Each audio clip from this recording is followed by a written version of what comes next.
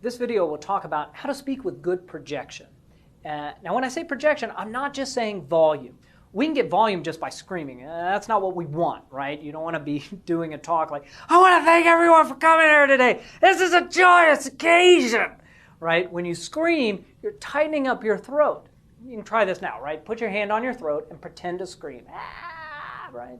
And you can feel everything in here get tighter. Your larynx moves up, your vocal tract shortens. You scream too much and you'll inflame the larynx. And as a matter of fact, you'll end up hoarse. This is what we call laryngitis, an inflammation of the larynx.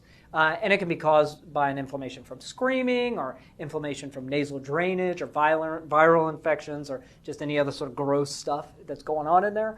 But what happens is the vocal apparatus just becomes too inflamed to properly vibrate and make sound. So we don't want just volume. We want projection and resonance. And this starts with good breath control. We have to push a sufficient amount of air over the vocal folds. But we also really want to manipulate the resonance chambers in our body. Now, you're mostly empty space, and that's not an insult, that's just a fact. We have lots of open space in our bodies, cavities. Think of it this way. A violin sounds different from a cello, which sounds different from a bass. They're the same basic mechanism, but there are changes to the strings and to the resonance chambers. So we want to expand our resonance chambers to allow for more sound resonance, more richness, more amplification. So your chest is a cavity. It's a big cavity, but not really a good one for speech resonance and amplification because it's on the wrong side of the vocal folds. It's down here, it's not up here. Your voice is coming up and out. Your nasal cavity is there, but we really don't want too much of the sound living here. It can sound nasally. Go figure, right? But so you can manipulate your voice to really make the nasal cavity the main place for resonance. But it's not very loud and it doesn't sound very good. No, that's not what we want. Your mouth and your pharyngeal space are the spaces we want to use. So we want to try to keep these spaces open. What does that mean? Well, that means opening your mouth wide when speaking, giving the sound more room. You might even warm up before speaking with a few facial stretches, less to stretch and maybe more to remind yourself that you need to open wider than you do in normal conversation. Also, we can tap into the pharyngeal space. Now, the pharyngeal space is a cavity above the epiglottis and below the soft palate. And when really speaking with volume, I always felt like that my esophagus was really opening up. And that's not entirely accurate, but it's really just opening up this cavity here in your throat. So try this. You can feel this sensation. So pretend to vomit, right? You've got your hand in there and you go, really, I hope you're not on a bus or around people where you're pretending to do this. They think you're ill, but pretend to vomit. And you feel that opening in the back of the throat. Well, a lot of that is the pharyngeal space. And using this space gives us a little bit more area for the sound to gain resonant qualities and volume. The difference between this and this and this is really just an increase in air pressure, pushing that air out deliberately and also expanding that pharyngeal space. Now, what are we shooting for with good projection?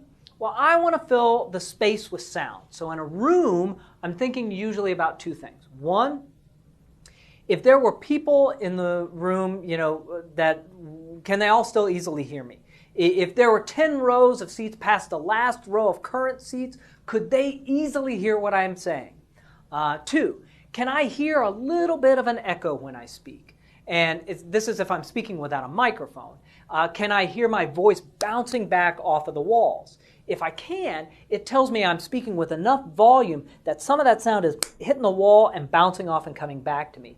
And also this allows me to adapt to different room setups. If it's a big empty concrete room, I just want a little bit of bounce back so it's not too echoey. If it's a big room with lots of fabric dampening the sound waves, I might need to push a little bit more to hear that echo. And all of this changes if you're using a microphone. So if I'm on a microphone, I normally back off so I can still project without blowing out the speakers, right? I normally want to be at least this far away from a mounted microphone. You notice my mic here is pretty low on my chest, and even then, I'm speaking slightly softer than I would to a room of even 30 or 50 people. So in the end, good volume and projection buys you a ton. Opening your mouth wide to allow for resonance has the added benefit of slowing you down a little bit. It just takes longer, and I'm thinking in terms of milliseconds, it just takes longer to open and close the articulatory mechanism. Activating the pharyngeal space usually lowers your pitch a little bit.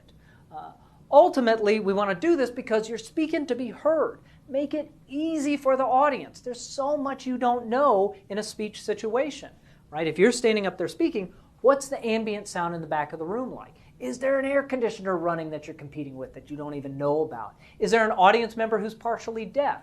There's so much you don't know. You don't want to lose out to all these factors. You want to speak to be heard, so you need to speak with projection.